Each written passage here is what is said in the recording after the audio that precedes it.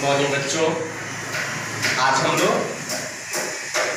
Class 10 विषय हिंदी में जो क्षितिज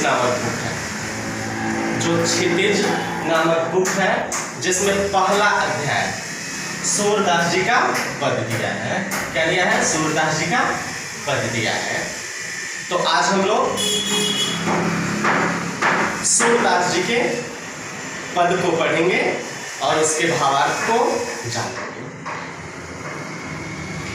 जो पहला अध्याय सूरदास जी का पद दिया है उसमें कुल 4 पद दिए गए।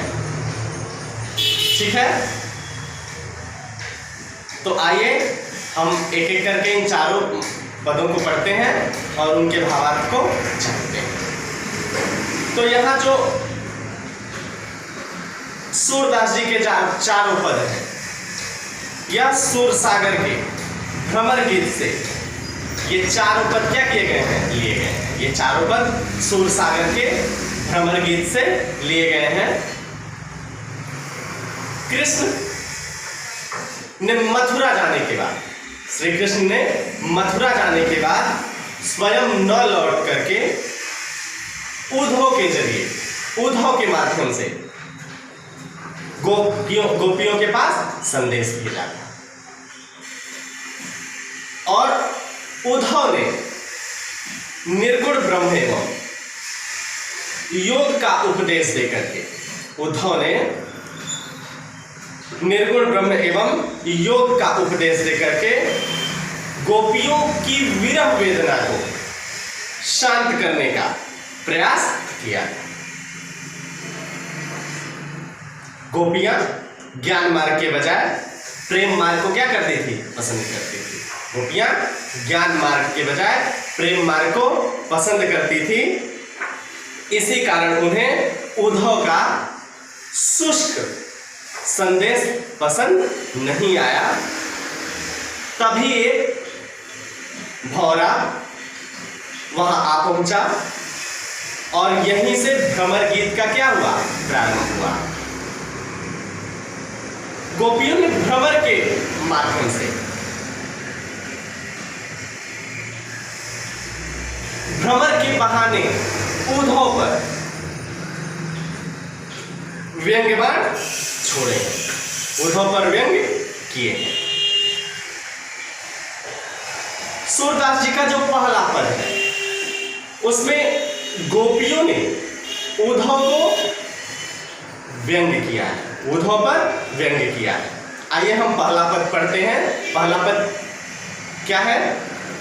उद्धव तुम हो अति बड़ भागी, उद्धव तुम हो अति बड़ भागी, अपरस रहत स्नेह तगातै, नाहिन मन अनुरागी, पुरैनी पात रहत जल भीतर, तारस देह न दागी, ज्यों जल माह तेल की गागर, बूंद न ताको लागी, प्रीति नदी में पाँव न बोलियो, दृष्टि न रूप परागी, सूरदास अबला हम भोरी, गुर चाटी जो पागी। इस पद्य के माध्यम से गोपियां उद्धव को व्यंग्य कर रही हैं, उद्धव पर व्यंग्य कर रही हैं और क्या कह रही हैं? कहती हैं उद्धव तुम हो अति बड़ भागी। बड़ भागी माने भाग्यशाली, भाग्यवान। कहती हैं हे उद्धव आप बड़े ही भाग्यशाली हैं, आप बड़े ही भाग्यवान हैं। वास्तव में तो गोपियां क्या कर रही हैं? उद्धव को व्यंग्य कर रही हैं, उद्धव पर व्यंग्य कर रही हैं और कहती हैं हे उद्धव आप बड़े ही भाग्यशाली हैं, आप बड़े ही भाग्यवान हैं। अपरस रहत स्नेह तगातै, अपरस माने अछूते, आप श्री कृष्ण के साथ रहते हुए भी, आप श्री कृष्ण के पास रहते हुए भी श्री कृष्ण के प्रेम से क्या है? अछूते हैं। आप श्री कृष्ण के साथ रहते हुए भी, श्री कृष्ण के पास रहते हुए भी श्री कृष्ण के प्रेम से क्या है? अछूते हैं, वंचित हैं। कहती हैं अपरस रहत स्नेह तगाते। श्री कृष्ण के साथ रहते हुए भी, श्री कृष्ण के पास रहते हुए भी, श्री कृष्ण के प्रेम रूपी धागा, श्री कृष्ण का एक भी प्रेम रूपी धागा आपको छू नहीं पाया है, और ना ही मन अनुरागी, और न ही आपका मन श्री कृष्ण के प्रेम के प्रति क्या है, अनुरक्त है। और आगे विभिन्न उदाहरणों के माध्यम से गोपियां उद्धव को उलाहने दे रही हैं। कहती हैं पुरैनी पात रहत जल भीतर। पुरैनी पात माने होता है कमल का पत्ता। जिस प्रकार से कमल का पत्ता रहत जल भीतर, जल के भीतर रहता है, जल के अंदर रहता है, लेकिन तारस देह न दागी, लेकिन उस कमल के पत्ते पर जल का एक भी बूंद नहीं पड़ता है। जिस प्रकार से कमल का पत्ता जल के भीतर रहता है, लेकिन जल का एक भी बूंद उस पत्ते पर नहीं पड़ता, जल की एक भी बूंद का दाग उस पत्ते पे नहीं पड़ता, उसी प्रकार से हे उद्धव, आप श्री कृष्ण के साथ रहते हुए भी, श्री कृष्ण के पास रहते हुए भी, श्री कृष्ण का प्रेम रूपी एक भी धागा आपको छू नहीं सका है।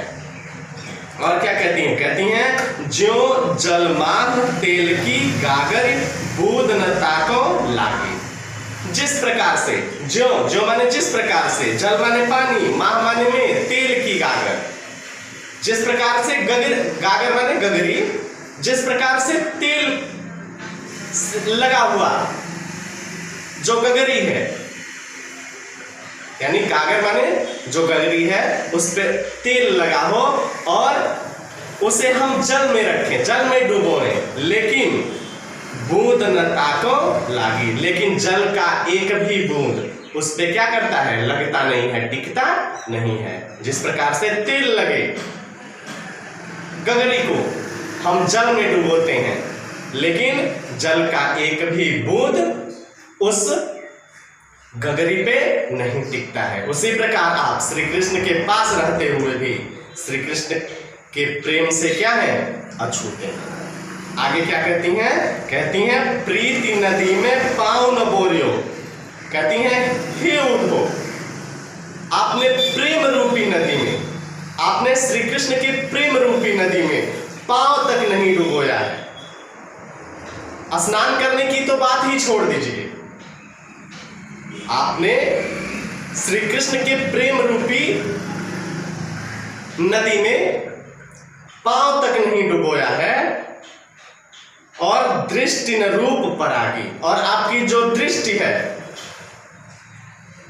वो भी क्या है, किसी के रूप पे, किसी के प्रेम में मुग्ध नहीं है। अंत में सूरदास अबलाहम भोरी गुर चाटी जो पाकी। सूरदास अबलाहम भोरी। सूरदास जी कहते हैं गोपियां उद्धव से कह रही हैं कि हे उद्धव, अबलाहम भोरी, हम स्त्रियां, हम नारियां बहुत ही भोली भाली हैं, और गुड़ चाटी जो पागे, जिस प्रकार से चींटियां गुड़ पे लिपटे रहती हैं, गुड़ से चिपके रहती हैं, ठीक उसी प्रकार से हम भोली भाली जो स्त्रियां हैं वो श्री कृष्ण के प्रेम में क्या है, अनुरक्त हैं। जिस प्रकार से चींटियां गुड़ से चिपकी रहती हैं, उसी प्रकार से हम लोग भी श्री कृष्ण के प्रेम में क्या है, अनुरक्त हैं। तो इस पाठ के माध्यम से जो सूरदास जी ने चारों पद दिए हैं, जो इस पाठ के माध्यम से सूरदास जी का जो चारों पद है, उसमें जो पहला पद है उसको हम लोग पढ़ें। उसमें हम लोग जाने कि इस पद्य के माध्यम से गोपियां उद्धव को क्या कर रही हैं, व्यंग्य कर रही हैं, और कहती हैं कि आप बड़े ही भाग्यशाली हैं जो श्री कृष्ण के साथ रह करके भी, श्री कृष्ण के पास रह करके भी उनके प्रेम से अछूते हैं। लेकिन हम जो गोपियां हैं, हम जो स्त्रियां हैं, वो बड़ी ही भोली भाली हैं, और जिस प्रकार से चींटियां गुड़ से चिपकी रहती हैं, उसी प्रकार से हम भोली भाली जो स्त्रियां हैं वो श्री कृष्ण के प्रेम में क्या है, अनुरक्त हैं। तो आज के वीडियो में बस इतना ही। धन्यवाद।